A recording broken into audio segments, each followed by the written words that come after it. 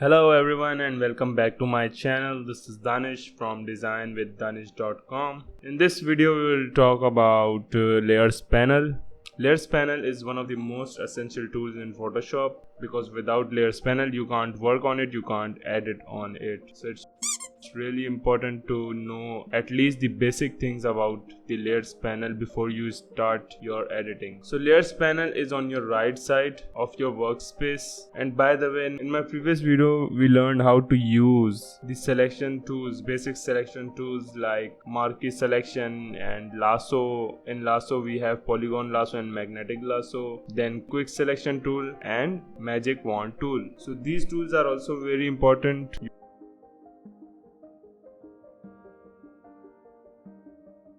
So in this video we learned that what actually is Layers Panel, what are options in Layers Panel like blending mode, locks, opacity, fill, etc. And in the end of the video we will do some editing as well by using the Layers Panel options. And I'll edit one more image by using more selection tools just to clarify, just to explain that, because you can use any of the selection tools to edit in different way. So I'll edit this picture into this, although it's not a advanced editing and I surely can do better than that, but still, since this series is for the beginners, so I'll go step by step. I'll just show you that how you can use the selection tool to edit your image in different ways and how you can use your Layers Panel options to edit your image. So without wasting any time, let's get started. First, go and create a new project. On the Layers Panel, you'll see a thumbnail of your project with background written on it. This is actually the background layer of your project, which is very important. You can edit your background layer, but you can't move it. It's not necessary that only this whiteboard, which is known as canvas in Photoshop, can be your background layer. If you open an image directly in Photoshop, then that can also be your background layer. Now, if you try to move your background layer with move tool, then this error will show. In simple words, this means that only normal layers can be moved and not background layers. So if you want to move your background layer, then first convert it into a normal layer. In my recommendation, you should copy your background layer by pressing Ctrl J, then hide it by clicking the I button. Now consider your background layer into a normal layer and you can move it freely.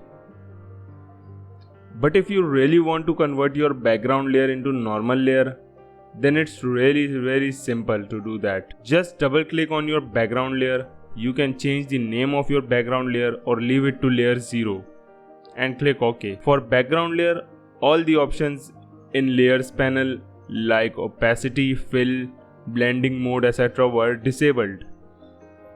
But as soon as we converted our background layer into a normal layer, these options were enabled. Let's talk about opacity.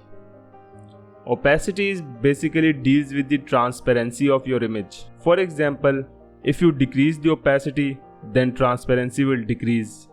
If you increase it, then the transparency will increase. Obviously, you will see no different result for fill option, but that's only for now.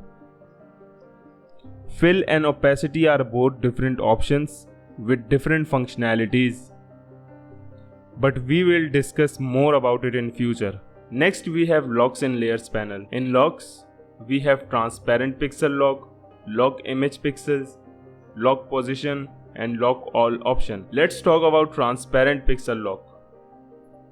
Click on the layer on which you want this lock, then click on the lock. You'll see a small lock icon on your layer. Transparent pixel lock locks the transparent pixels of your image. For example, before activating this lock, if you take the brush tool and start coloring, it will color the image as well as the transparent pixels. But if you activate this lock on your layer, then it will only color the image and not transparent pixel.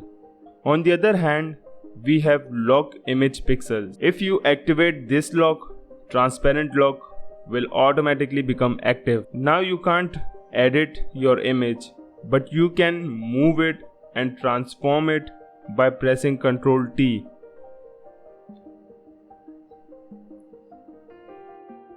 Next we have position lock.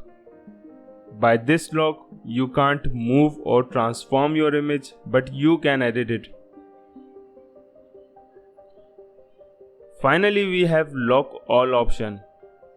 By activating this lock, you can't move, transform or edit your image. Now let's talk about one of the most important and I'll not say difficult, but a bit complicated tool in Layers panel, and that's blending mode. Blending mode and blending options are two different tools, so don't get confused. Let's focus on blending mode right now. Blending mode is basically a tool through which you decide how to blend two layers with each other. Still confused? It's okay.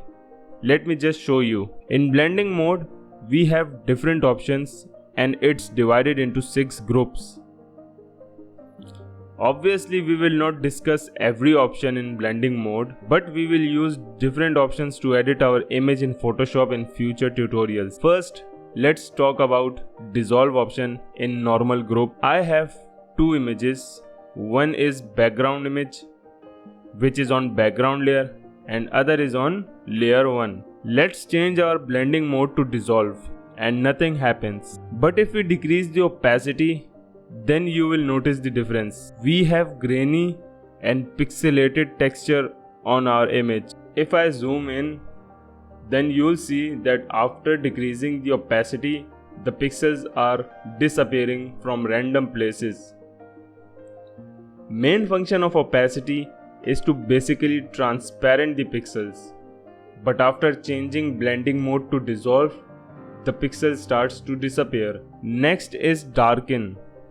Darken group focuses mainly on the dark colors of an image. For example, if I change blending mode to darken, then you'll see the difference. Next we have multiply option in darken group. This option is very useful and easy to understand. For example, if you have an image which has black and white color and you change blending mode to multiply, then it will remove the white color completely and the only color which remains is black. What if you want to remove the black color completely and not white? It's really simple.